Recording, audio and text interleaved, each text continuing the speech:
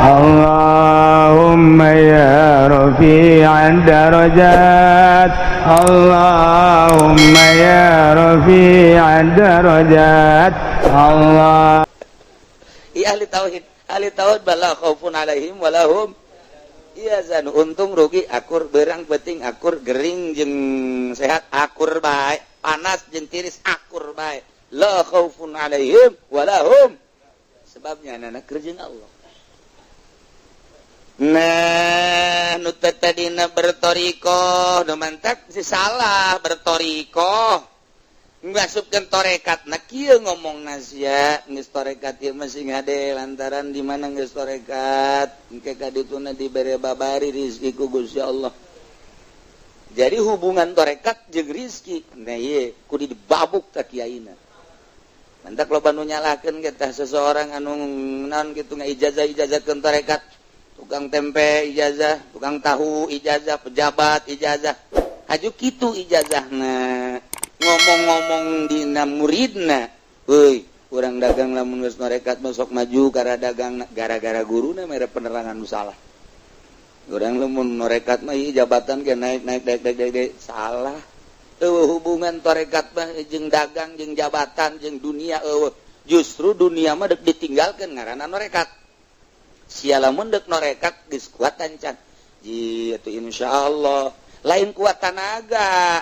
Ninggalkeun karesep dunia kuari mandek memfokuskeun ka Gusti Allah. Aya dina syariat mah ilmu politik, ilmu perdagangan, perekonomian dan lain sebagainya silakan, tapi ketika orang norekat teu meunang, lepas tina urusan kaduniaan. Hiji we Allah. Talam lain masalah kuat lu tanagana kuat teh lain masalah kuat eta henteu. Ieu mah guru torekat tadi boloon jasa. Ngasupkeun torekat atuh ya sianya lamun torekat mangke geura nyawa ge sebararagus atuh naon hubunganna zikir jeung sawah kuduna ge guru torekat bagi mulai saat ieu lantaran geus asup di ranah thariqah fokuskeun ka Gusti Allah tinggalkeun dunia baik politik ekonomi budaya geus pokona mah eta mah sampah kabeh ge hiji we Allah wanteu sia lain zikirna ngabilukeun hate memfokuskeun diri eta ngaranna thariqah. Kuari geus bisa. Mantep jasa. Kan lamun fokus mah mantep naon. Mantep cara kareta mah terus bae. Anu ngahalangan katabrak nu ngahalanganana. Eta ngaranna norekat. Ari mah ieu lain. Norekat teh mampir heula di warung pojok. Ngopi di warung pojok. Mun cara leuleumpangan mah berangkat deui ke aya jahe mampir deui terus mampir neuk iraha atuh usul ilallahna. Jadi teu fokus. Takos kitu. Jadi ieu mah moal kuat asana norekat lain masalah tanaga pikiran kuat henteu ninggalkeun dunia. Tanaga mah tuh zikir sapeuting, dua peuting, tilu peuting atuh nu sehat mah kuat jasa. Sehat mah kuat tapi lain eta ninggalkeun dunia. Ieu teh dek ditinggalkeun dunia urangna di dunia kene kan lazim bahwa orang di dunia butuh dunia biasa ieu mah urang di dunia geus butuh dunia. Wah cenah kiai ngomong doang teh mah kos kitu ja kiai na ge cenah boga mobil boga motor soekeun sungut sia ku aing sia. Ulah aya di jero hate sebab dunia mah geus dicatat di Lauhil Mahfuz urang ketika di jero beuteung ge umur urang rezeki urang pagawean urang salamet jeung cilaka geus aya tulisanana pasrahkeun ka Allah nu ngatur urang urusan eta mah dilobakeun geus aya tulisanana disaetikeun geus aya tulisanana oh atuh aya geus anggeus mah ku Gusti diatur mangga abdi mah kumaha Gusti bae urusan abdi mah ibadah ka Gusti tak kitu maksudna ieu mah sok aya bohong teu kiai si norekat teh boga mobil Lexus ji sia mah hasudnya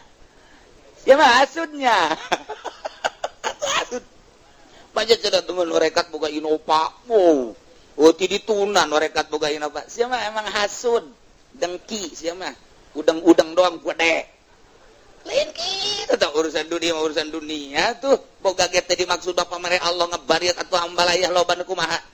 Sanajan urang ngamaksudnya dagang teh politik teh susah mah susah bae. Je bae.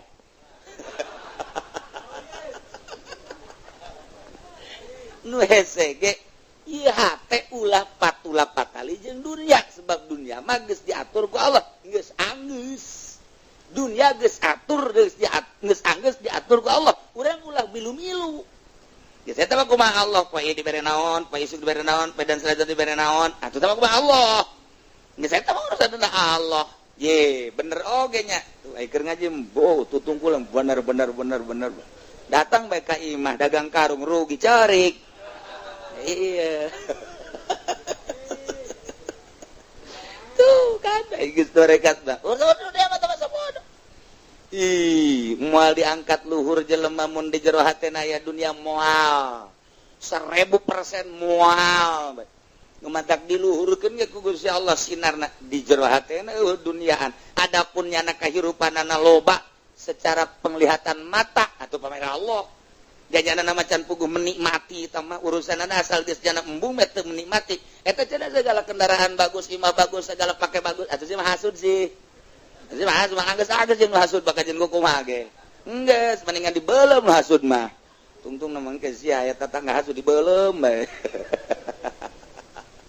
hese ai encan ancluk mah hese bae ujung-ujungna suuzon bae ujung-ujungna hasud bae lain panasaran kok kiai bangunan ngeuneun amat panasaran urang nanyakeun ilmuna maning nanyakeun daripada hasud ngajauhan mah ye ai nanyakeun makan lalaunan nyaho jalan nyaho adapun endek jeung henteu aku baha kasiapan urang ngan urang moal hasud gadituna nu hasud teh can nyaho jalan moal aya wali jeung wali hasud moal aya kadegekeun si anu ngomongkeun anu si anu ngomongkeun anu wali jeung moal aya tuh janya nama geus urusan jeung dunia mah nya nama apeng-apengan ge urusan kos kara itu bae kumaha carana ningkatkeun ibadah kumaha carana kos kitu bae eueuh tawa dunia tawa sapira dunia atuh dunia ieu kan deuk ditinggalkeun kan ku urang nu bako mah hanya Allah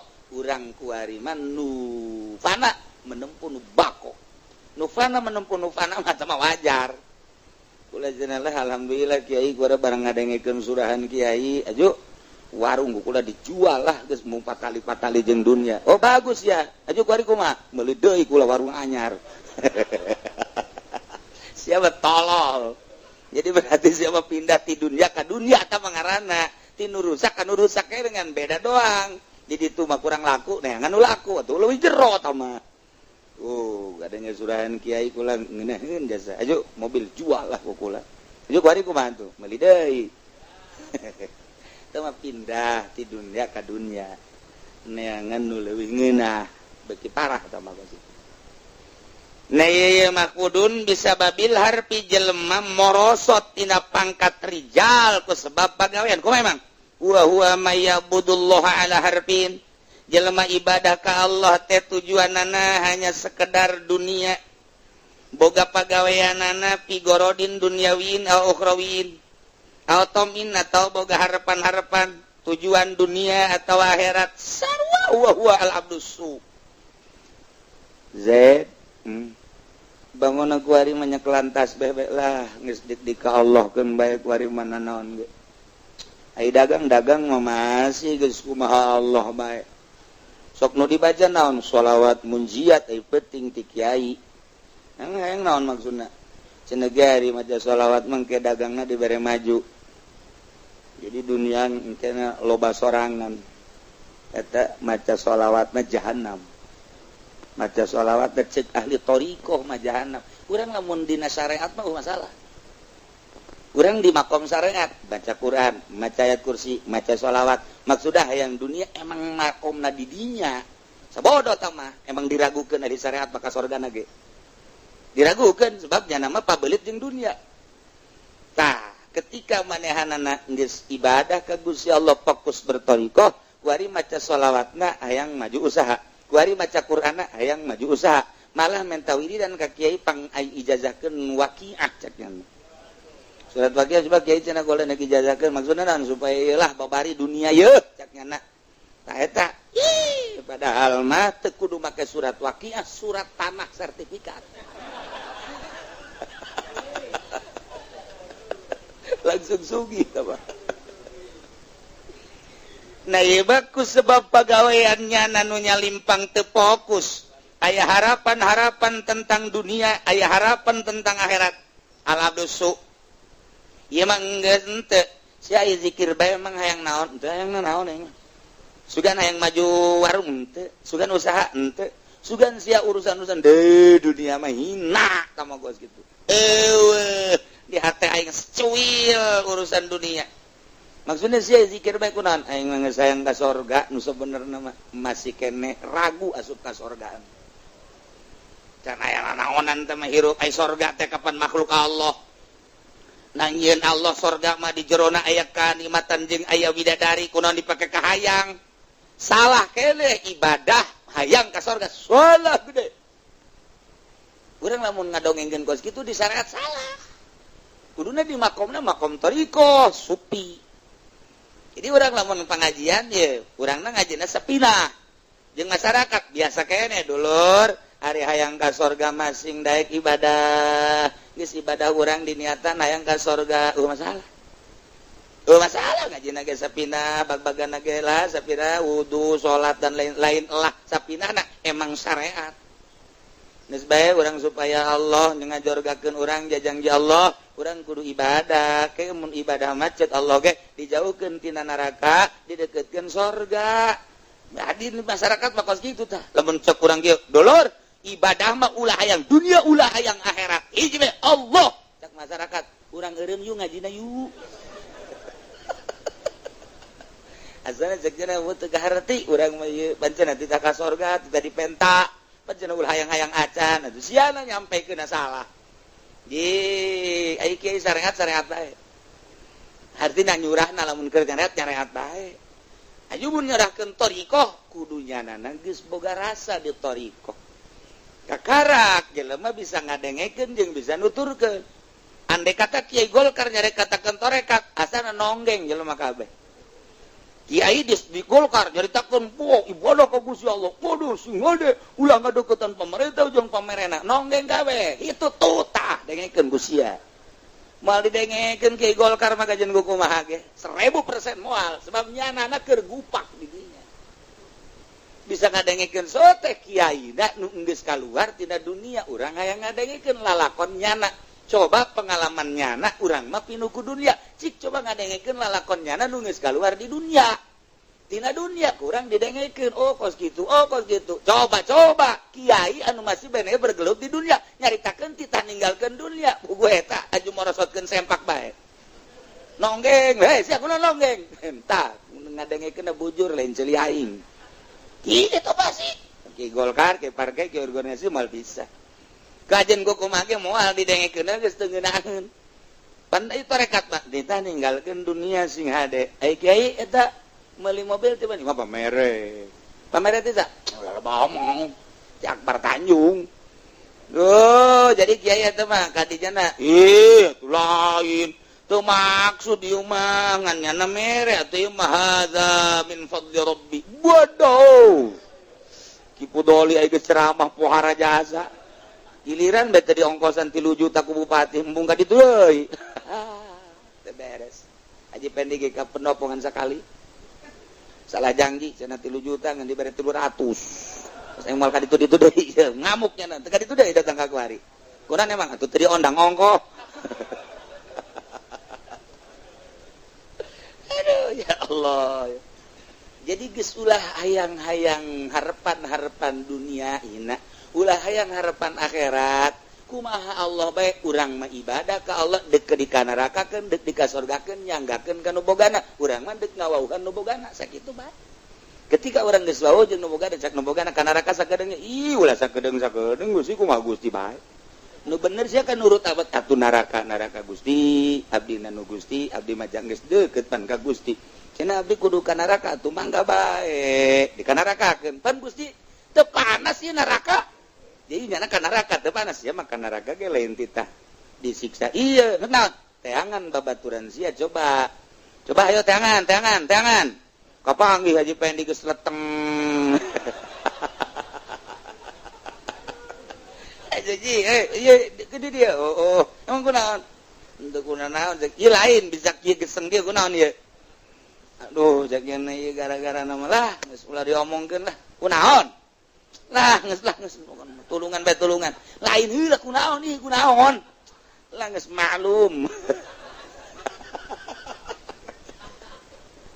ya karim masyaallah jadi geus lain urusan hayang ka akhirat boro-boro dunia akhirat ge ulah aya nah eta lamun masih kena di jero hate hayang ka surga geus naon teu fokus ngaranna toriko ninggalkeun dunia ninggalkeun akhirat mimiti urang ibadah ninggalkeun dunia hayang akhirat awalan la ilaha illallah nu dimaksud iwal ti Allah tinggalkeun dunia tuh mulai dunia kurang ditinggalkeun nu kadeuleu sorga kuari dunia geus eueun nu aya sorga ye sorga mah makhluk Allah mulai deui la ilaha illallah la ilaha illallah tinggalkeun kuari akhirat nu dimaksud Allah maksud mimiti urang ibadah melalui kolbu sanggeus kolbu duniaan urang asuplah kana sir dina sir urang ibadah hayang sir teh masih kene hayang kene nurani ngaran hayang kene ka akhirat setelah urang ibadah dina sir mulai urang kena ruh mah suci teu hayangeun sorga teu hayangeun tembung neraka langsung ke Allah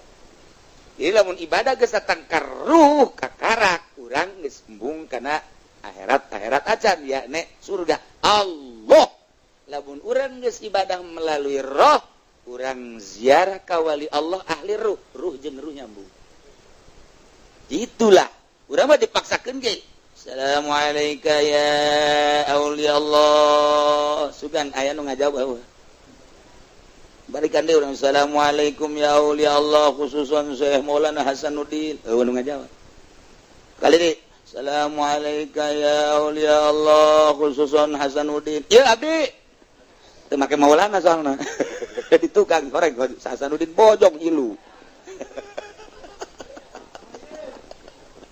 aduh siga deh ulah salah nyebut makom-makomna eta teh darajatna kudu dibawa urang lamun zarah ka caringin si Asnawi Syekh Agung make Agung Syekh Agung Asnawi pangkat geus ti ditu na bae lamun urang ziarah ka Syekh Mansur eta teh teu meunang langsung Syekh Mansur ya Syekh Buyut Mansur eta mah emang ti dituna kos ge lamun urang teu make buyut ya Syekh Mansur hayang kege ieu abdi saja Mansur S atuh Salome teh mah gadituna tuh aju ditafsiran bae ku Habib Rojak teu beres Habib Rojak ge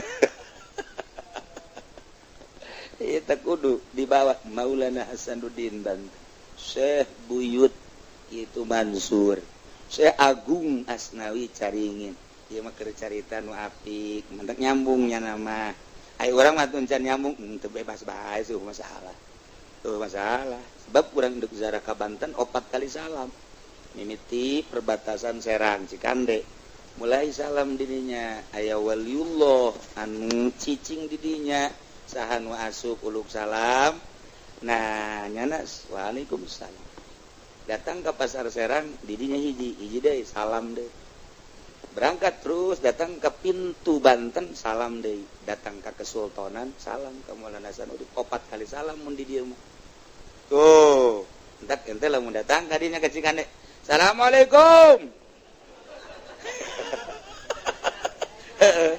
cek tukang ojek teh budak edan beureun ya salam ka aing ya Allah aju maka micen rokok pan urang dinya bleng kunaon eta rokok dipicen aya nu ngageugeuh di dieu waduh jurig cuma lain kawali ka jurig nah eta lah ya almarhum carita urang di Banten 4 kali salam terakhir 4 kali ka Maulana Hasanuddin hiji di Cikande keluar di Tangerang aya wali di dinya kemudian di itu pasar Serang Rau kan mantak sing ade mantak kaji pendi mah mun ka pasar Rau kabungbulengan meuli samping terus bae kunyana dibeli dibayar henteu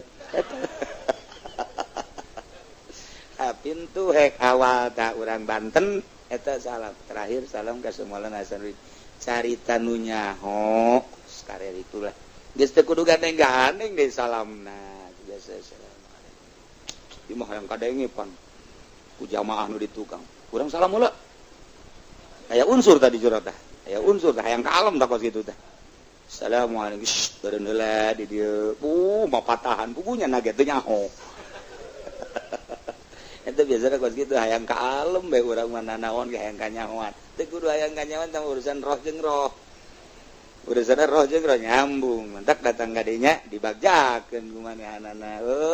Jadi nyampe mantak kadeuleunanya bangun ngopi bae ngarokok. Orang keur ngobrol. Keur ngobrol zahirna mah ngopi, ngarokok, mengasingkan diri. Kayak pindahnya ngopi deui, ngarokok deui, horengnya mah keur ngobrol. Mantak sing ade besi ke Haji Pengen di kos gitu. Mendingan diseret bae lah, guys.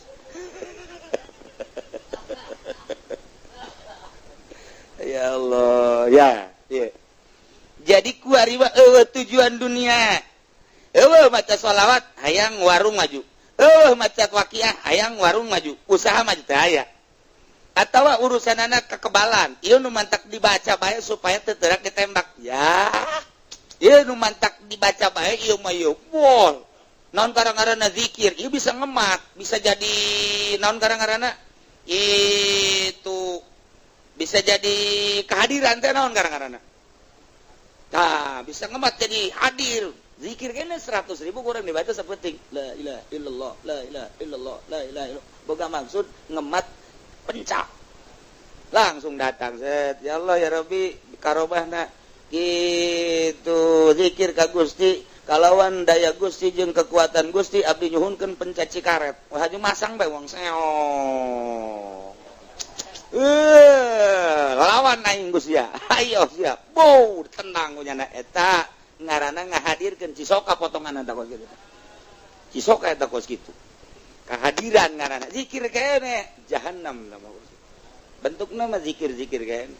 Urusanana dunia tah mah segala teterak ditembak, segala ngemat, segala nanaon dan lain sebagainya. Tah mah zikir sampah. Nu kos kitu mah ibadahna ngan sakitueun doang. Atau akhirat hayang surga sarua bae.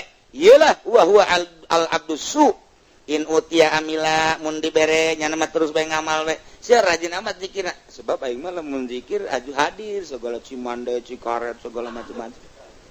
Eta pan kos kari itu teh beres teh. Wa illa lam ya'mal lamun teu hadir mah teu ngamal. Sia keur mah sok zikir bae pan ku ari tilok hadir mah. Da seperti asal ngawirid pelet. Siap ya bijin amat ngamal ini roh itu ada atau ya karasan apan ku aing si anu ku yang dipelet si anu ku yang dipelet bareng menang 1 tahun pan ku sia eta wiridan tilok dipake tilok diwirid lah ku karasana ku ari mah eleh ku motor wirid aing eleh ku motor keur ieu mah asal diwirid bae nya daekeun ku ari mah aing wiridan nyana mawa mobil eleh ku mobil sial berarti kan eta geus moal ngamal deui mun dibere ieu ti amila wa ilam wa ila lamun teu dibere lam ya amal teu ngamal atuh kos kitu bae wiridan ge sia teu ngawirid waki aku rajin alhamdulillah gara-gara ngawirid waki atuh warung itu nukula warung itu nukul itu ruko geus kabeuli alhamdulillah si ieu mah ye baturna teh ye si Jabrig sia eta teu ngawirid pan sia saguru aing mah tapi ukarasana eureunna aing mah tuh kan kos kitu wiridan mah asal aya gorod eureun torikoh mah lain urusan kos kitu Allah hiji fokus tu mantak ge. Mantak kukula dicaritakeun ahli tasawuf, ahli thariqah, ahli hakikat, ahli thariqat jeung ahli syariat. Ahli thariqah jeung ahli hakikat mah lawang surga dibuka brus, fokus di dunia ge. Begitu dibuka lawang surga ahli syariat mah kan di dunia ge tadi mun nazarah malulu. Urusan dunia, urusan mobil, urusan ieu, urusan eta jadi teu kaburu asup. Bahkan hees nya nundutan. Begitu lawang ditutup ku deui wabruk ka kana udang heuy naon eta weh lawang sorga nutup teu kaburu asup sorga batak diragukeun ahli syariat asup ka sorgana was kitu teh dongengna eta teh nah nyana nanya weh ieu kunaon ditutup deh atuh dititah cek malaikat Ridwan geus apan kami can are rasup oh bagian meureun cek malaikat Ridwan teh enteng we teh Ridwan deui malaikat Ridwan entengnya sa geus lah sia macana di dunia di urusan warung malulu segala jabatan, segala naon, geus bagian meureunanan tuh ngan nyanapan ka sorga henteu, ka neraka henteu, aya di pelataran sorga bae paham. Nah eta engke wali-wali Allah datang ka dinya. Saya keur naraon di dieu geus kuru amat. Dahareun teu nginum henteu aing di dieu. Ieu balen aja pendi. Ieu mah. Waduh, geus tinggal tulang taleng doang.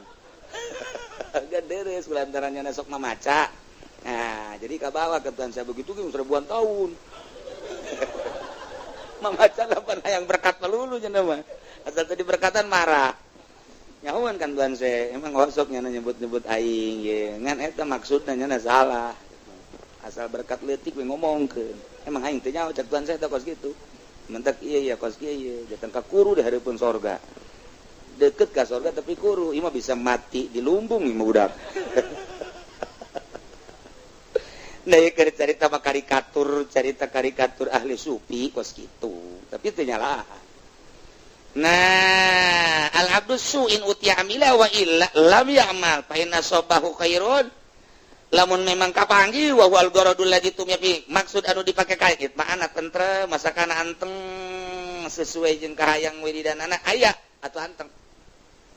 Wa idza asabatu musibatun di mana-mana nyana wiridan teu hasil wa huwa fiqdanu dzalikal gharad eueuh dimaksud in qala bala waji eureunnan ibadahna warajanu bidati saidin teu babalik ka Allah kasa sabodo sia sok maca selawat eureun aing berarti kan teu maju ka Allah. Iyalah khosirat dunia wal akhirah, rugi dunia jeung rugi akhirat. Naon dunia rugina? Falifikdani hazihi minha bagian nyana wiridan maksud duniana teu kapanggih. Rugi di dunia keneh teu kapanggih. Wa mal akhirat pada dina tazawil lantaran akhirat rugi. Naon mantak rugi? Lantaran teu maksud jana jangka akhirat ya tadi nage dunia. Nu mantak zalika rugi ialah wal khusranul mubin, rugi anu nyata luar biasa di dunia wal akhirat rugi. Fokuskeun ku ari mah ibadah ka Allah, ulah hayang dunia ulah nge akhirat. Fokus aya jelema duaan mancing cak abah teh mancing duaan nu hiji Yahudi, nu hiji mukmin. Yahudi mancing menang deui. Asal mancing ciduan tuh menang. Sing salabin menang. Asal sing salabin teu menang. Kujana kadenge aya mukmin mah maca sholawat Allahumma sholli ala sayyidina Muhammad wa ala ali sayyidina Muhammad Allahumma sholli ala sayyidina Muhammad wa ala ali sayyidina Muhammad geus aya 10 menit setengah jam di deuleu eupan beak menang henteu ya supeun deui kadinya terus diciduan deh tuh bismillahirrahmanirrahim Allahumma sholli ala sayyidina Muhammad ajuri kadinyakeun deui itu mah geus bin salabin menang deui sakempis geus pinuh ieu mah nu maca sholawat can menang hiji-hiji acan balik sore-sore pinuh kempis Yahudi mah nyana mukmin teu menang hiji-hiji acan parai doang hiji tuh parai dipiceun ku jasa pira parai anak loba pemajikan aya menang parai hiji piceun guys naon tar rahasiana begitu ditanyakeun si mukmin mah maca sholawatna henteu hayang meunang ieu nya mah ibadah zahirna doang kadeuleuna mancing hayang dunia hatena mah teu hayangan ka aing doang cek Allah melalui maca sholawat maknya sholawat ndek diojol ku lele rugi amat cek Gusti Allah engke geus disadiakeun ku aing rahmat aing surga Allah daripada sholawat ku aing diojol jeung lele jeung gabus jeung bocel hina ka kos kitu mah sebabnya nama teu maksudeun aing mah geus jadiakeun nya sebabnya nana da ka aing ku aing dibere tuh kan hakikat mah kos kitu nu mantek ente lamun mancing teu meunang-meunang geus ulah cerik meuli bae apa eta carita jelema nu ibadah ka Allah doang teu meunang-meunang maca sholawat atuh babarieun ya Allah mandek ngameunangkeun nyana jaupan nama eta keneh ya udah akan dimenangkeun mah tapi kan ku Allah diulahkeun ulah rahasiana naon maknya sholawat ojol jeung lele maknya sholawat ojol jeung boncel ulah nya mah geus disadiakeun widadari mandingan widadari apa mandingan boncel ye cak abi brojaknya boncelnya widadari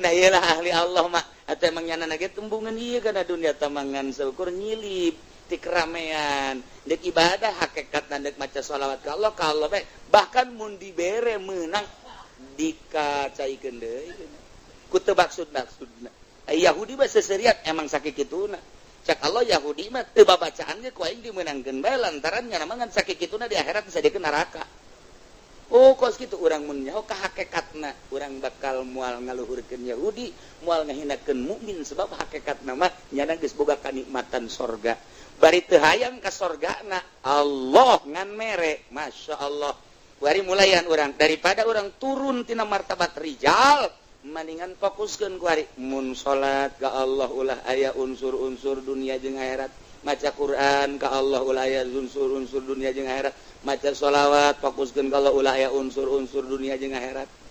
Urang mah nu teu boga pagawean babari coba Haji Podoli nek berangkat ceramah lillahi ta'ala Allahu akbar.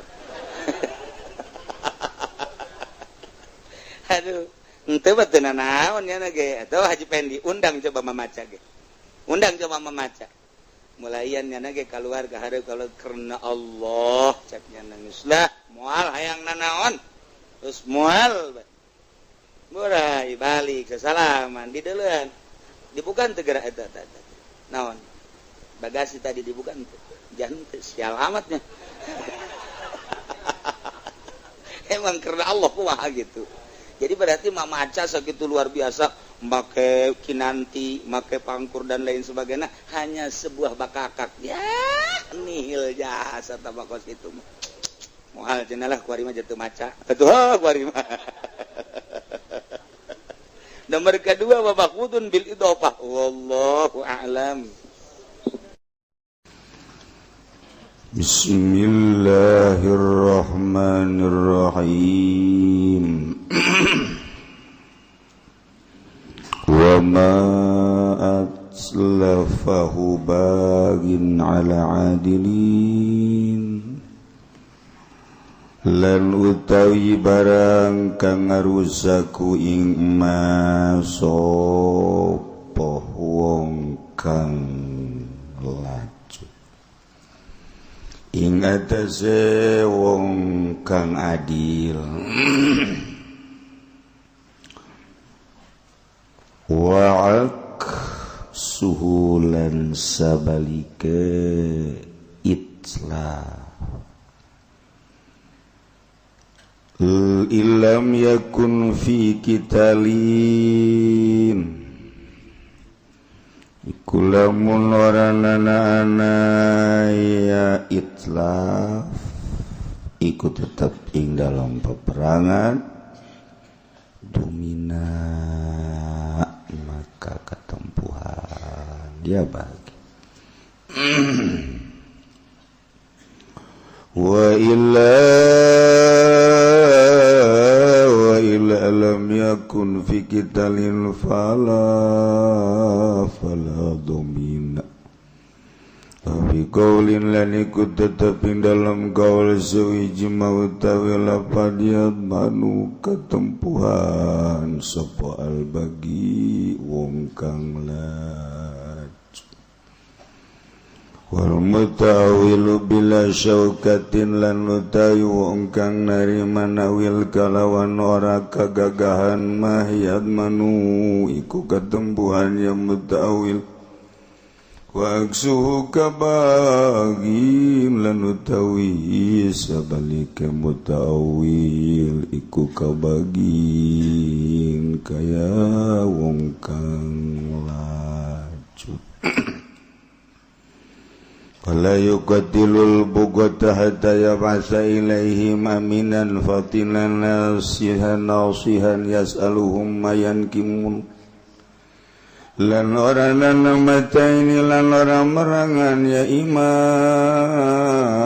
al bugata ing bugot malah ngutus ya imam ilaihim maring bugot aminan Ing kang den percaya tur kang pinter tur kang nasehatan yasaluhum kang nakon ya aminan fakinan mayan kimuna ing barang kang sengit ya bugot kabeh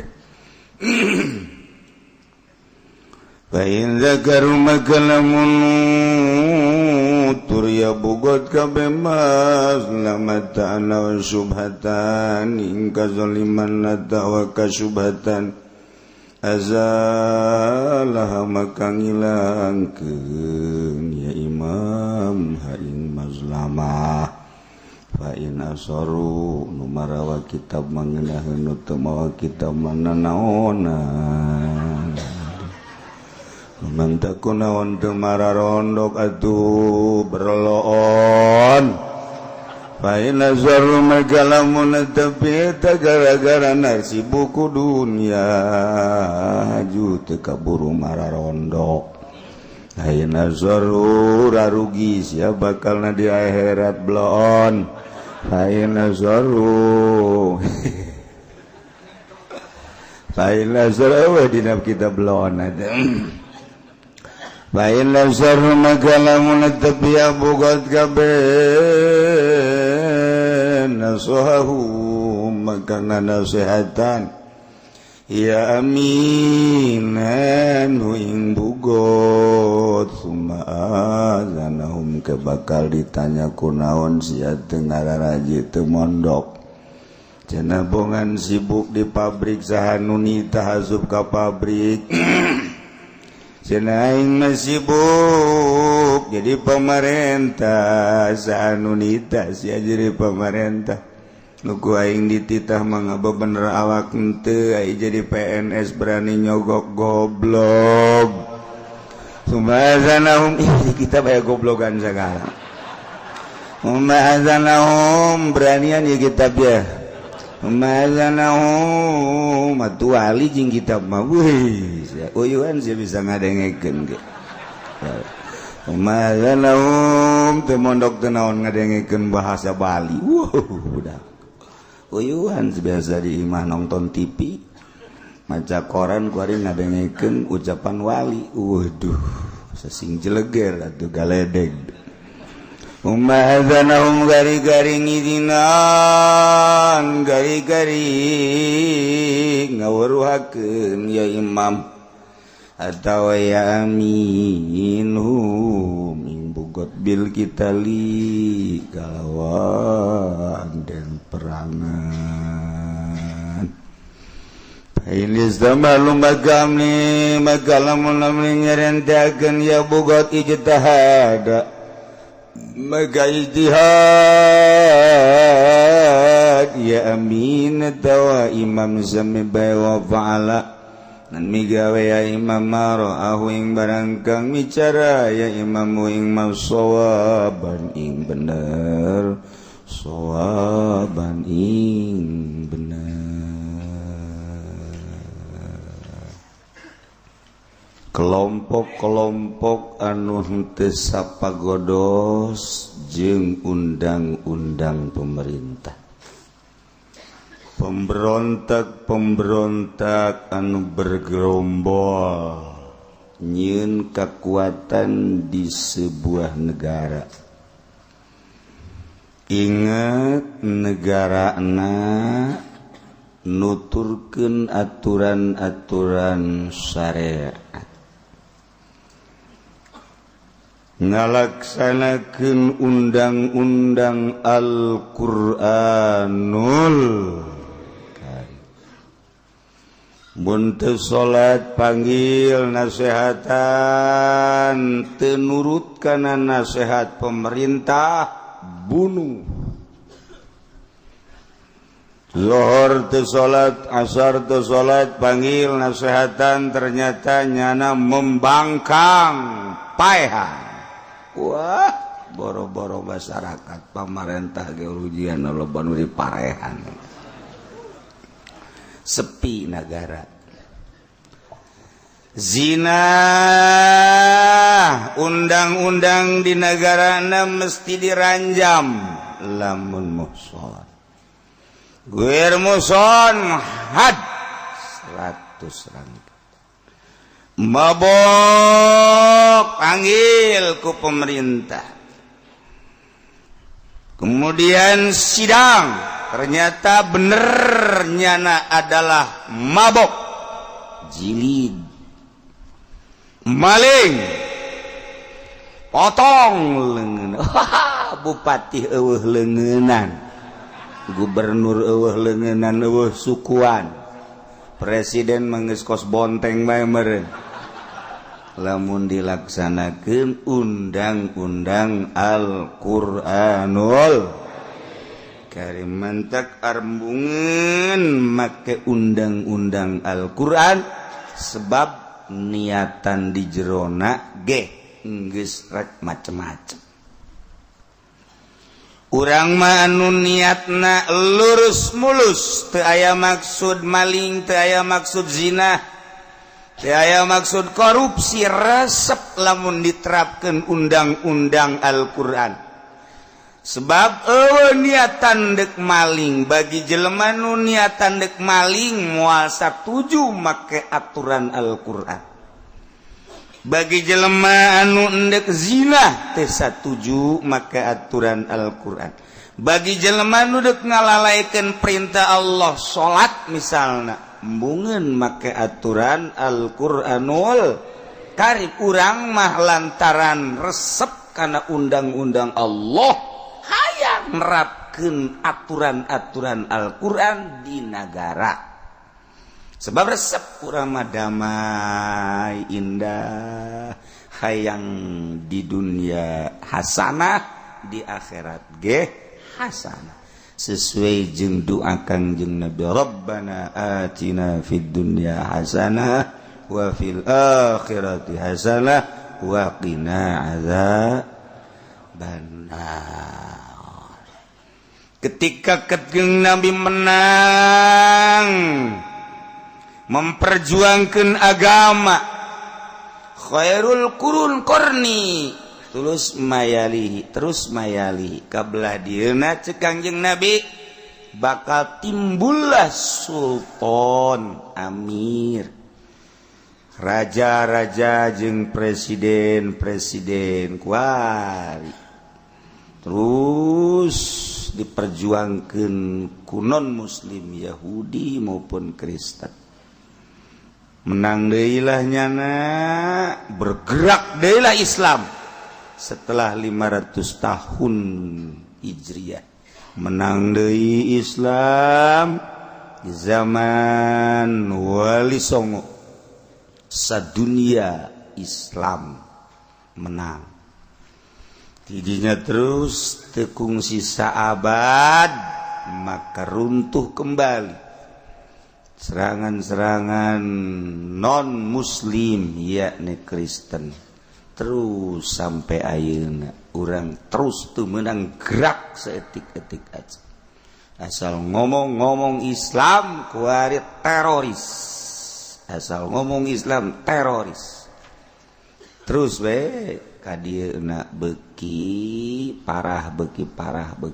Dibuatlah sedemikian rupa ku Yahudi Amerika geus puguh nyana sorangan, dijieun urang diadu-adukeun. Iyalah kelemahan Islam. Dek bangkit deui, terus dek bangkit kajen goku wage atuh terus bae hayang bangkit ngan encan dikersakeun ku Gusti Allah. Sebab engke bangkitna Islam mah ku Imam Mahdi.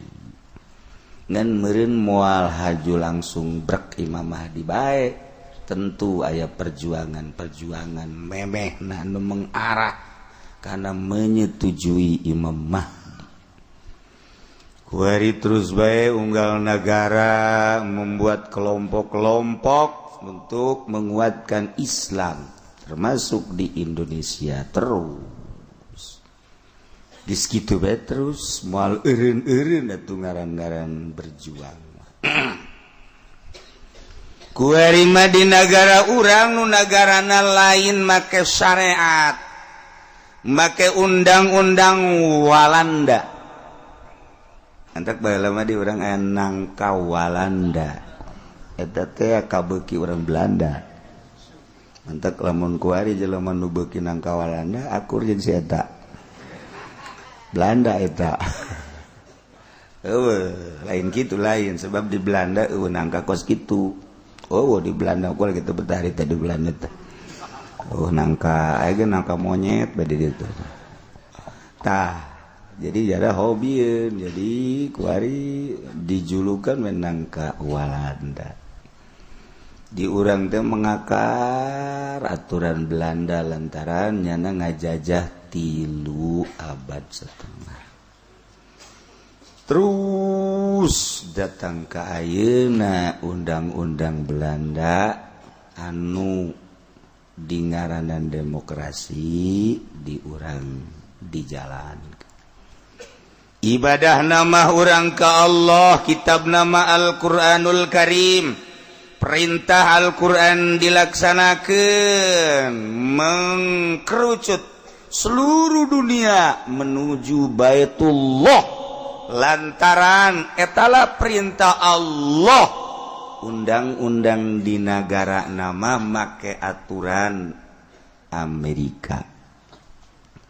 Jadi antara kehidupan orang di negara Indonesia nu mayoritas Islam nyekelan Al-Quran jeung undang-undang negara berbeda. Pelaksanaan ibadah orang negara mah negara padahal mah Al-Quran teges ngatur jang negara jeung agama ieu kitabna. Tetapi ternyata orang politik mah lain kos kitu. Untuk menyeimbangkan maka dibuatlah negara orang negara demokrasi. Urusan agama aturlah ku pemimpin-pemimpin masing-masing. Kristen boga ketua na jeung kepala. Buddha boga pemimpin. Hindu boga pemimpinna. Islam aya pemimpinan. Sok agama kena lempang masing-masing, tetapi ketika kembali ke negara ialah negara urang. Nu agamana naon bae kudu mengikuti aturan negara Bhinneka Tunggal Ika. Bermacam-macam aliran tetapi satu tujuan ialah di negara urang. Jadi urang teh kuari teu bisa kenceng menyaritakeun Islam, sakumaha teu bisa kencengna Kristen sarua, Buddha, Hindu. Jadi di kelompokna masing-masing bae. Hindu di kelompokna sadaek nanyana, Buddha di kelompokna sadaekna, Kristen di kelompokna sadaekna, Islam di kelompokna sadaekna. Tapi ketika urang ka nagara aya aturanana di negara. Ialah negara urang, negara Indonesia. Jadi demokrasi urang mah demokrasi terpimpin. Teu akur jeung demokrasi nu aya di Amerika. Teu akur demokrasi nu aya di Jerman. Demokrasi urang mah demokrasi urang bae. Sebab mayoritasna Islam mantap di urang dijieun Pancasila, beda demokrasina jeung di luar negeri. Nah, urang lamun nyaritakeun negara urang negara Islam lain. Negara demokrasina akur jeung Belanda atau jeung Amerika henteu. Negara naon atuh? Negara Mandalungan. Mandalungan di urang. Teu puguh di urang. Sebab aya toleransi. Saya nu maling. Nu maling teh anak tukang toge. Boluh. Ulah cenah ulah dibunuh, asupkeun ka penjara. Geus pokona mah. Pokona ketok palu, memeh jatang jelemana di sidang geus ketok palu teh lah. Heuh, penjara. Sabaraha tahun? 15 tahun atau sapaehna geus lah. Emang kunaon sih sanajan disidangkeun ge jeung malen mere duit sebenarnya tukang toge atuh. Oh, kitunya. Di Indonesia. Saya nu maling, anak jenderal. Oh. Atur di luar. Ketika disidang ieu mah formalitas bae. Tenang bae sih. Kalem bae geus di negara urang atuh. Oh, negara Pancasila atuh. Negara hukum. Woi, pohara. Sidang 1 kali 2 kali ya, masuklah penjara. Sajam 2 jam jelemana naik kapal di luhur. Itu itu teh nu kamari di penjara teh. Kok bisa naik kapal lalu ngomong? Kalau ngomong sih gimana negara urang pan. Oh, hukum di mana aya hukum? Hese negara hukum dengan ngarana doang pibuktiuna nama koski bisa di lobi di urang bupati nu aturan ke penjara lobi jalan dapur henteu gubernur sabaraha nu kudu di penjara di lobi jalan dapur teu jadi tapi anak tukang toge anak tukang tempe tukang beca marenyon beungeutna geus akur bae geus beungeut lain beungeut asli asupkeun ongkoh ka penjara ieu negara urang negara naon ieu koski kanyataanana seperti kitu embungeun nyana teh ngadenge koski tapi kanyataanna model koski nuku urang karasa jeung kadeuleu kajeuna tulah ieu mah urusan dunia ieu ke terakhir nama geus kiamat parae dihudangkeun ti kubur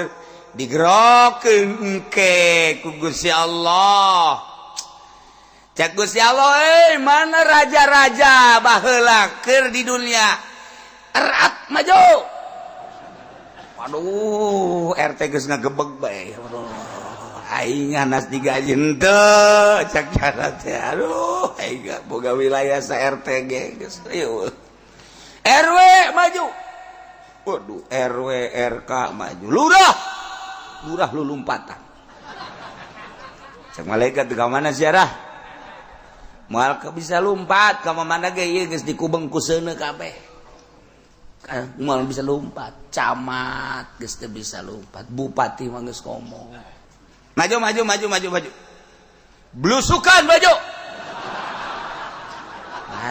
ya ada geus raja geus Pak Harto geus Gus Dur pokona eueuh kecuali maju ditantang ku Gusti Allah limanil mulkul yaum sa nu jadi raja poe ieu sia baheula keur di dunia ngarasa boga wilayah ngarasa jadi raja kemudian undang-undang teh ku sia dijieun tapi ku sia dilanggar wari coba maju wah ditonton ku masyarakat wabeh neule menuju ke raja-raja tinggal orang baik itu Jokowi kan waduh salah kancing walah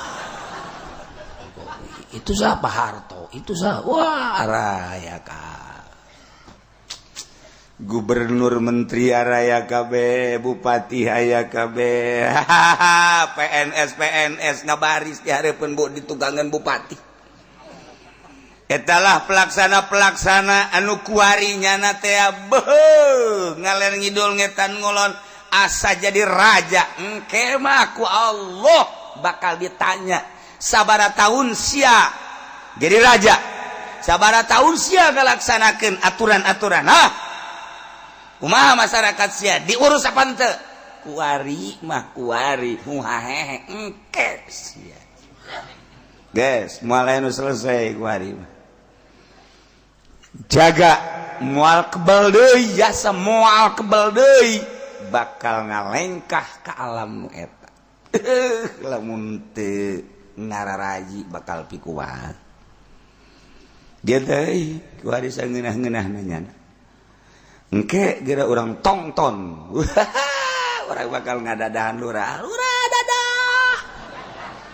dadah goblok sia urang mah geus boga bendera waduh bendera naon ge ISIS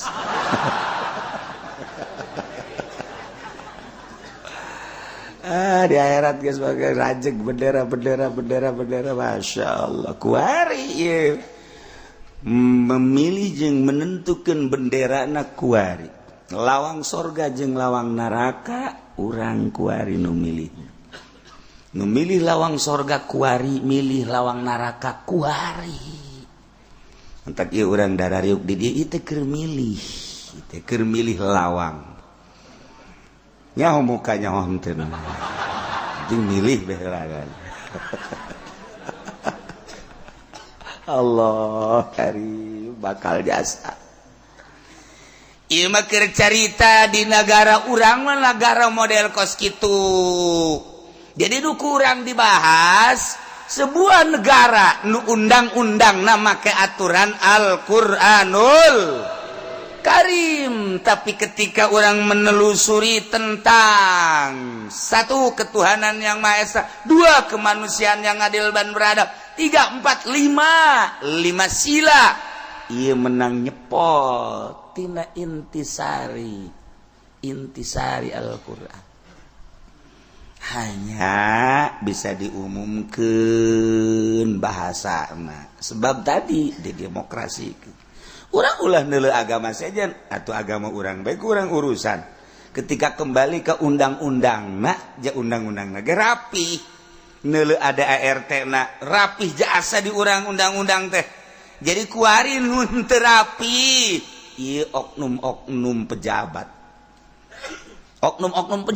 ieu mah ieu nu nyieun teu rapih teh Tangerang lamun rapih ngalaksanakeun undang-undangna jeung aturanana jalan moal aya anu gerenjal-gerenjul bahkan lapisanna ge lain make aspal bila perlu make perak make emas. Emang kumaha gitu. Tangerang mah lain lalagaan, duit numpuk sakit. Sakit loba henteu sih sebenarnya.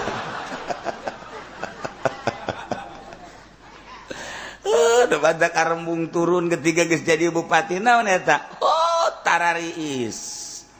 Boro-boro jadi bupati jadi lurah ge embung turun gunana tiis karasana gujana.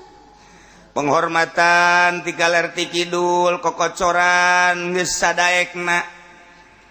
Pokona mah ieu kuari teh simpenan bupati dolar teh loba jasa. Urang lamun nyaritakeun kamari atut bae ge dolarna sabaraha, wawan dolarna sabaraha, eta teh dibangker dolarna ge. Ditendeng dihandap, bangkerna ge lain lalagan, teu bisaeun budak leutik memukana.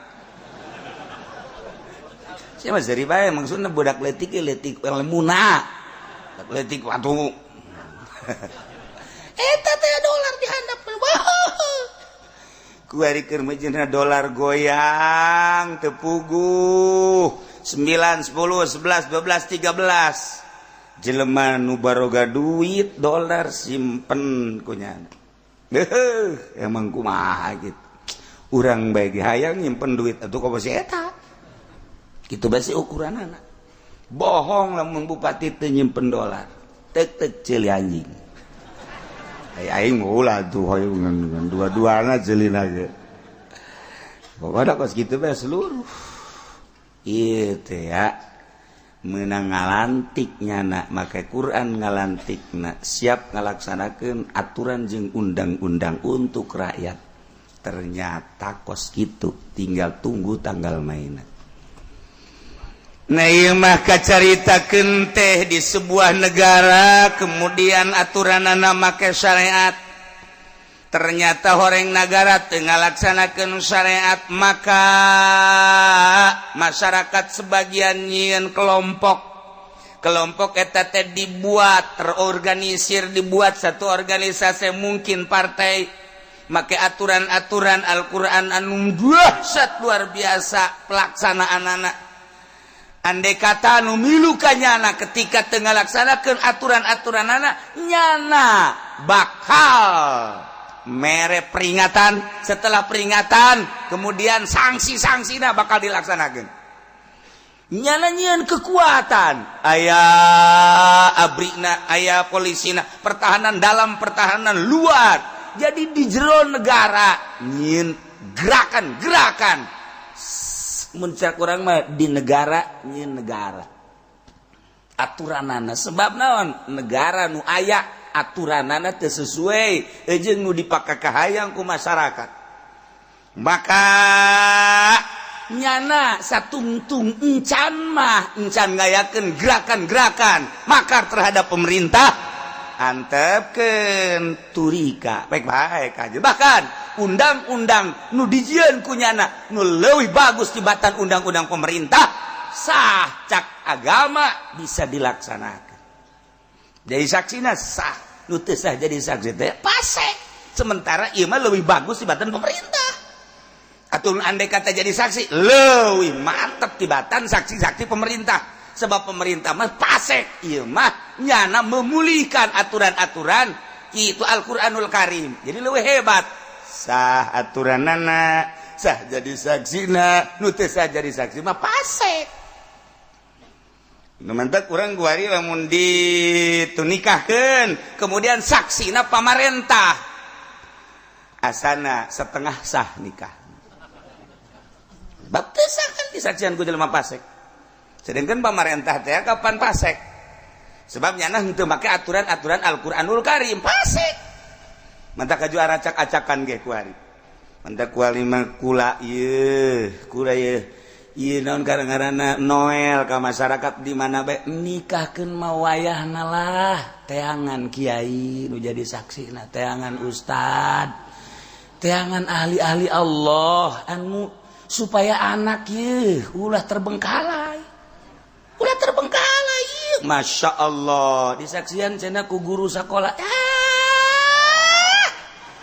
guru aju guru marah je kiai cenah sombong amat lain sombong ka dieu sia disoekeun hulu sia poin sia emang sia teu pasek gitu pan cenah kiai nyebutkeun pasek kapan kula cenah pasek di mana ai sia unggal poe eta ngajar neuleuh beungeut bikang goblok sia pasek sia unggal poe kapan neuleuh murid teh sia tah unggal poe sia nganjang resmi eta ngaranna pasek eta gosaran itu oh terus di negara dan mantak ge urang teh bangun bangga jasa nikah disaksian ku bupati eta teh lamun ku nafsu mah bangga boho nikahna disaksian ku bupati nikahna disaksian ku gubernur tapi kiai mah ceurik hatena kok ngarasa bangga ku blon-blon teuing sih ieu mah urusanana agama lamun secara administrasi mangga bae saksina bupati saksina gubernur secara administrasi secara pengesahan nyana nyaho kasarat jeung rukuna bisa nyaho tetapi nyana pasek ulah nu apik mah geus kiai bocona teman dek ngalakukeun kiai bae ka dieu sia yang ditelu sia keur keur di bener sok kararese jasa mah budak ieu teh supaya anak rapi lahirna supaya bagus supaya soleh kaditu ieu masjid saha nu neruskeun ieu mushola saha nu neruskeun bakal atuh di pertikahan mah supaya rapih bae entek baheula mah loba anu gregeteun ka kula teh kunaon sih cenah ari saksina administrasi mah tah kajeun sia tah ge tapi pengesahan mah ieu loba anu ekstrim ka kula barang kamari dibahas di bab nikah tah kanyahoan teu meunang pasek saksi mah tukang main bola pakai saksi blon itu salametkeun anak urang ye sing ade ji di akhiratan urang ngeunaheun jasa bapak urang emak urang pamajikan anak incu aju ka sorga kabehan beuh kan indah jasa urang kumpul di sorga mana anak itu mana icu itu aya anak nu hiji ka mana nyana mah ngagejebur bah ya, emang kunaon pan nyana jadi PNS bah jangan ngagejebur tepat urang sedih lah kos gitu sedih je Masya Allah ulah datang ka ngagejebur supaya sakalamet kabehan nah ieu di negara aya kelompok pemberontak hartina pemberontak nyana teu nuturkeun kana aturan-aturan pemerintah nu mantak teu nuturkeun sebab pemerintahna henteu make aturan agama teu make syariat nyana leuwih ekstrim terhadap syariat terhadap Al-Qur'anul Karim yeunlah aturan leuwih hebat kekuatanna lah aya di nyana nah kuari wa ma aslafahu bagin ala adilin naon bae nu dirusak ku pemberontak baik awak maupun harta dirusak ku nyana ta ieu kabeneran ieu mah kieu harta atawa jiwa nu dirusak ku pemberontak tersebut tetapi nyana sabenerna mah teu bagus ieu ngarusak anu adil atawa sabalikna nu adil ngarusakan nu teu adil. Cuma dia mah hanya perorangan. Sebabnya nanti gerak sebenarnya mah henteu nyieun makar terhadap pemerintah. Hanya kelompok-kelompok kecil, perorangan anak antara kelompok pemerintah jeung kelompok bagin bugot. Tetapi ieu mah unsur kecil. Dirusak kunyana. Nah ieu tetep kena sanksi. Ilam yakun pikitalin, lamun lain terjadi di peperangan tetap domina. Ieu mah katempuhan. Kelompok bugot, kelompokna, peroranganana, aprodna, pardunna, nyana ribut jeung kelompok pemerintah, kemudian ngarusak jiwa misalnya, harta misalnya, tetap kena sanksi. Atau kelompok pemerintah tapi lain atas sama pemerintahna, personil, peroranganana, masyarakatna ribut jeung bugot, kelompok bugot kemudian ngarusak. Kelompok pemerintah ngarusak ke kelompok bugot, tapi personilnya peroranganana sampaikan ke jiwa rusak atau harta rusak tetap domina katempuhan. Sidangkeun kelompok tersebut maka orang personil tersebut maka sesuai jeung aturanana kenakeun sanksi. Wa illa lam yakun biqitalin, lamun lain nabi isbat berarti lamun terjadina peperangan fala teu kudu kena sanksi. Lamun terjadi di jero peperangan mah andai kata kelompok bugot kemudian menyerang nyeunlah peperangannya na. Aya tuntutannya na nu mantak perang teh. Lantaran iya pemerintah teu ngalaksanakeun undang-undang, misalnya teu ngalaksanakeun undang-undang Jumat, teu ngalaksanakeun undang-undang berjamaah, eta kan nu dipermasalahkeun teh. Teu ngalaksanakeun aturan-aturan zina. Oh iya masyarakat zina, henteu dikenakeun sanksi sih. Maka diseranglah ku kelompok bugot. Ieu teh nyerang maksudna ka pemerintah supaya pemerintah merubah aturanana nu tadina teu make aturan Al-Qur'an supaya make. Terjadilah peperangan, ribut, aya nu terbunuh. Masalah tambah bos. Terjadi baheula perang Jamal. Terjadi baheula perang Siffin. Kelompok muslim jeung muslim ijtihad. Masalah. Tuh, kos kitu. Wa fi qaulin yadbagul bagi cekaul mah tetap katempuhan bae kelompok pemberontak walaupun kelompok pemberontak teh anu adil. Pemerintah anu teu menegakkeun keadilan tetep bae sebab menurut cekaul dhaif mah nyana ngarusak tatanan-tatanan negara. Anu di negara eta teh kudu aya kitu naon ngaranna kudu aya ketentraman. Ulah bergejolak kan tengah lamun bergejolak negara orang kamari ieu kan teu puguh bergejolak mulailah lantaran geus siap kadeuleu bakal gerak anu besar-besaran. Nah kesieunan kumaha ieu di lobi lah mulai di DPR jeung di MPR teh ayalah celah-celah ku hari kakara hasil lobina sekitar 5% mah geus aya lah untuk membangun bangsa jeung negara Indonesia sangkan ulah carut marut kakarak mulai sekian persen untuk mengarah encan deal 100% kakarak mengarah kita satukan visi dan misi ulah sampaikan ka ieu carut marut keur digodog kuari dek ka mana arahna ieu negara naon ieu nu bakal dilaksanakeun wari can aya pelaksanaanna di negara tunggu 1 bulan wari keur di lobi heula kakarak mulai aya lah celah-celah untuk menyatukan visi dan misi. Sebab naon? Sebab ditinggali di berbagai provinsi ieu geus lain lalagaan bakal gerak gede-gedean. Nu dikhawatirkeun ieu lamun pemerintah tetap kieu bae sementara masyarakat atas nama masyarakat gerak ieu nu dikhawatirkeun teh korban jiwa. tepuguh tekaru mahasiswa jadi parae, tepuguh tekaru masyarakat jadi pae, buruh bakal berontaknya sama buruh lantaran per detik ieu can di urusan buruh teh nya nama mun kita perang siap jasa geus kajen pae geus sebabnya nama kuari geus rasakeun pae enggak siap. Nah lobby mulai aya sekian persen kakarak mulai aya doang ieu naon ieu perlu ketentraman di sebuah negara. Coba kita bahas. Aya ikut campur tangan luar coba. Aya coba tangan-tangan luar anu bakal menghisap tentang Indonesia ketika aya ieu kumaha ieu apakah nu baheula keneh apakah nu anyar. Nah ieu kumaha coba mengantisipasina kuari keur dibahas. Soal dalam negeri mah gampang tetapi ieu campur tangan luar anu luar biasa. Urang nu boga batur nu menikmati ieu nu keur dibahas.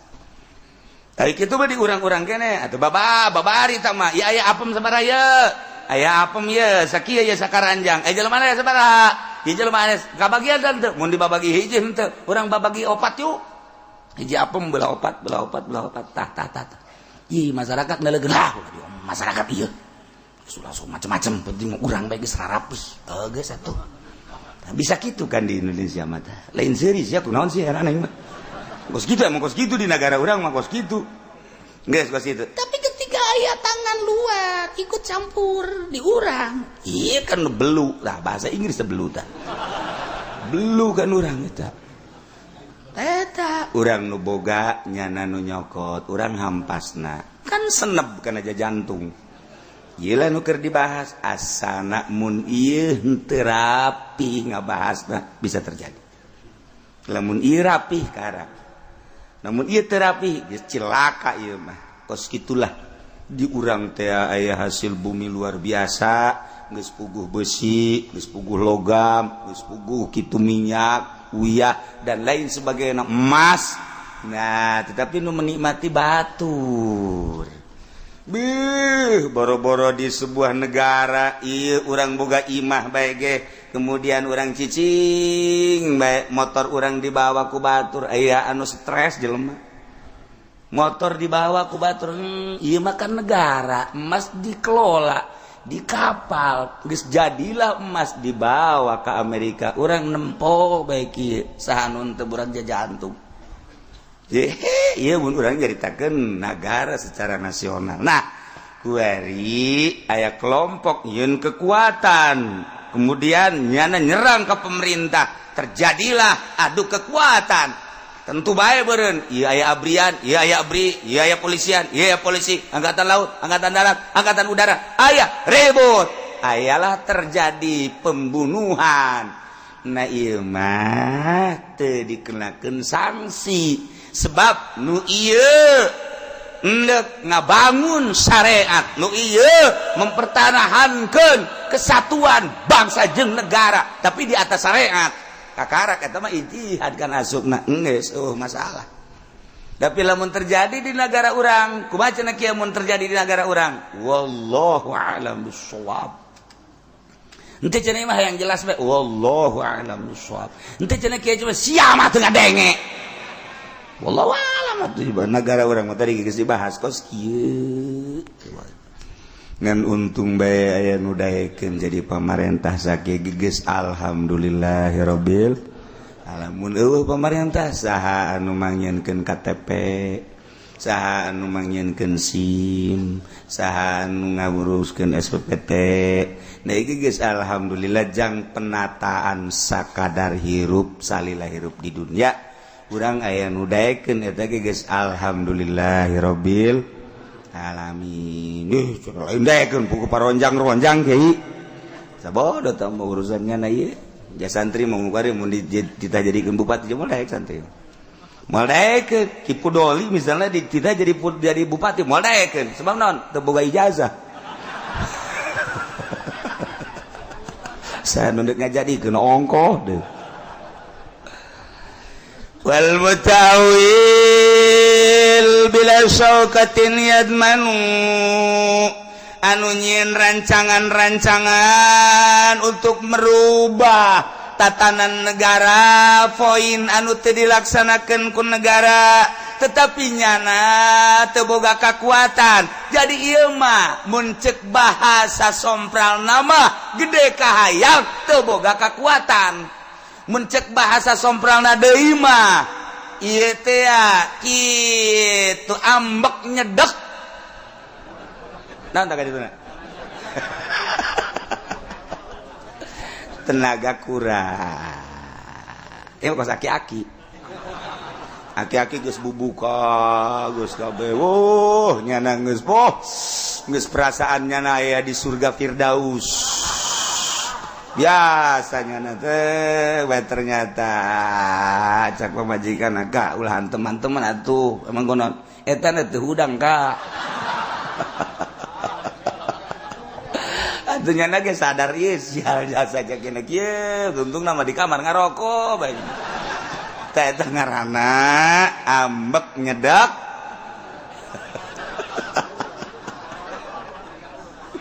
aduh insyaallah ieu geus tanagaan eta kan kos kitu tak boro-boro merangan pamarentah ieu nyana hayang ka pamajikan ge kos kitu tah tungtung namanya ngahaneng bae di luhur kasur ditoelan ku nyana kieu cek pamajikan naonan Kak aing lah cek nyana jata naga eueuh dongkrak antik teh hudang atuh yang diteu atuh ai cek nyana teh atuh kitu ge ya kami ngan getek doang cek nyana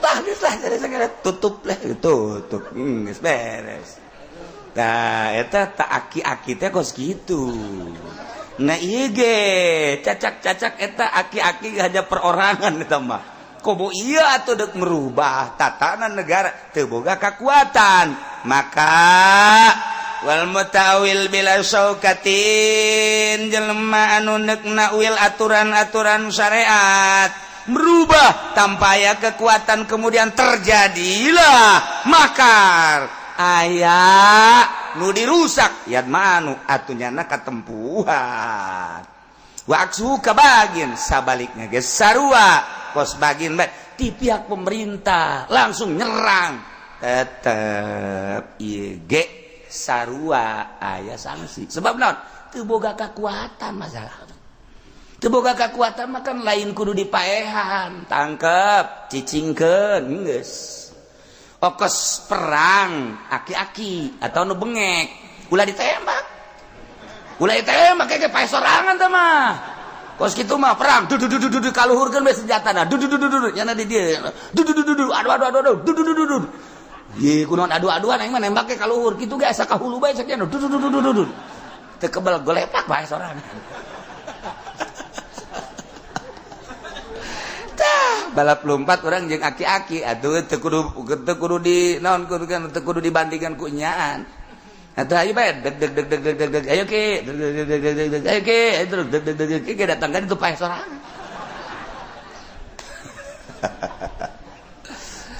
teu kuari model di Indonesia ye mahasiswa anu terjadi baheula di Trisakti tembak sanksi sebab naon hanya sebuah mahasiswa kekuatan teu boga naon teu boga hanya punya keinginan nyana anu tulus anu nyana geus dididik di universitas tentang politik tentang ekonomi hayang merealisasikeun nyana kan anak muda kemudian ku pemerintah teu dihargai malah ditembak kena sanksi di dunia nyana kuari diantap lantaran asa nu aing ieu nagara can selesai di akhirat bakal diselesaikeun di akhirat bakal diselesaikan emang kumaha nu teu boga kakuatan ulah make senjata tangkap nyana cicingkeun antepkeun engke ge nyana ngahanju-hanju nyaon teh sia ngahanju eta bahasa Jerman ngahanju tah hartina kahayangna gede antepkeun bere dahar bere nginum sapoe dua poe ulah diomongna naon 3 poe 4 poe sadar sorangan oh ternyata orang gagah negara urang kekuatanana teu bisa kuki horeng negara urang teh ternyata horeng lain lawan aya angkatan darat laut udara aing mah hanya sebuah mahasiswa hanya seorang mahasiswa ngan boga kahayang be aing mah negara ulah kieu-kieu teuing ge sadar sorangan seminggu nyana geus di polsek lah di polres lah dibuyeuh heulanan sadar nyana ketika sadar sia kumaha kuari lah balik bae lah aya sia kahayang ieu kuari ngarobah negara hayang hayang we ngan jah orang kos kieu geus balik mana lain kudu ditembak. Nah, nuantak sakadeung sakapa mah hayang jadi presiden urang maksudna. Hayang eta tah ulah kos kitu tah. Udah sampai terjadi jiwa, awas. Ieu ulah sembarangan atuh sapira manusia teu kudu ditembak. Amankeun beres tang rangkepan. Tuh, sapoe polsek di polresok tumpukeun dirinya. Engke eureun kahayangna. Nya geus jahon ternyata Indonesia boga kekuatan anu luar biasa. Teu bisa ku kieu horenganan. Nah, kahara. Tuh, ketika ditembak di Indonesia karena nyana aya sen di kepala negara tembak di akhirat engke. Emang ngeusan kitu ye enca. Kuari mah hanya pelaksanaan di akhirat yaumal jaza. Pembalasan ke di akhirat. Antepkeun coba ke di akhirat bakal kumaha? Masya Allah, mantap polisi paling bingung ketika aya gerakan-gerakan di Indonesia model gitu. Sebab polisi kapan jadi benteng nak? Ketika aya instruksi tembak, nya ge jadi bingungin sebenarnya mah. Embungin polisi teh, tapi kan ieu instruksi. Nah, engke, pan urang geus ngabahas kamari, nu boga instruksi saha? Anjing. Ani cek polisi abdi mangan sakadar instruksi Gusti titah nembakeun teh. Ieu teh dikenakeun pan abdi kumaha dikenakeun pan pae. Hal geus atuh geus. Sia pemimpin sia anu instruksikeun si itu RI 1. Oh RI 1 melalui panglimana jenderal anu.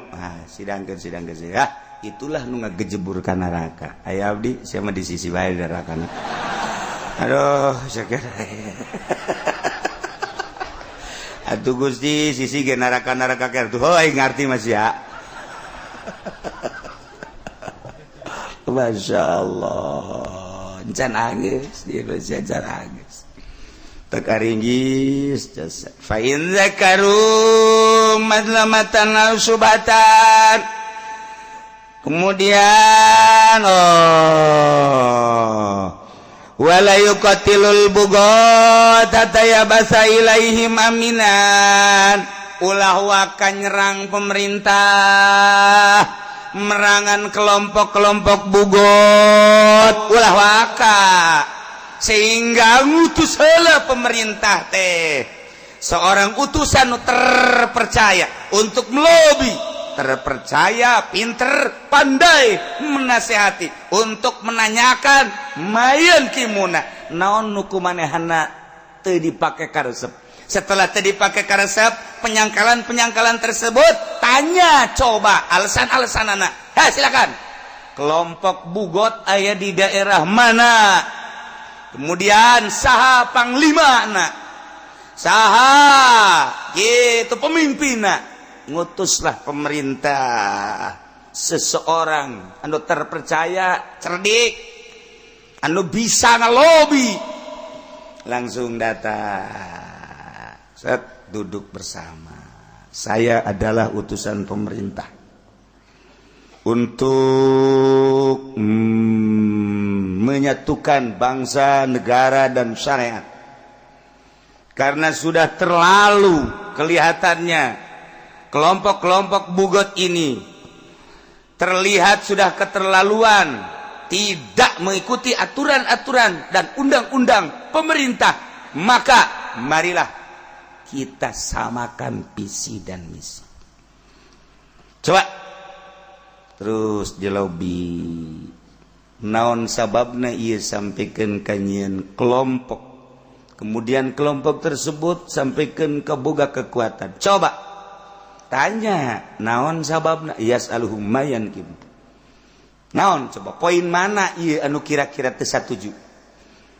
Saya makanya membuat kekuatan di negara ini karena pemerintah tidak melaksanakan undang-undang syariat.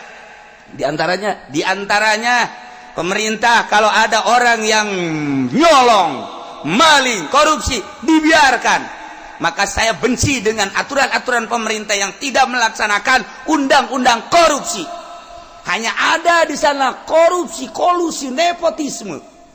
Itu yang akan diberantas, tapi kenyataannya tidak ada. Maka kami membuat satu kekuatan untuk melaksanakan undang-undang tersebut. Karena pemerintah tidak melaksanakan, kami akan nyerang terhadap pemerintah untuk menundukkan pemerintah supaya pemerintah mengembalikan melaksanakan undang-undang tersebut.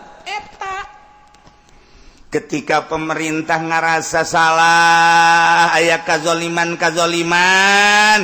tinggal nungalobi, datanglah ke pihak presiden, duduk bersama dengan para menteri.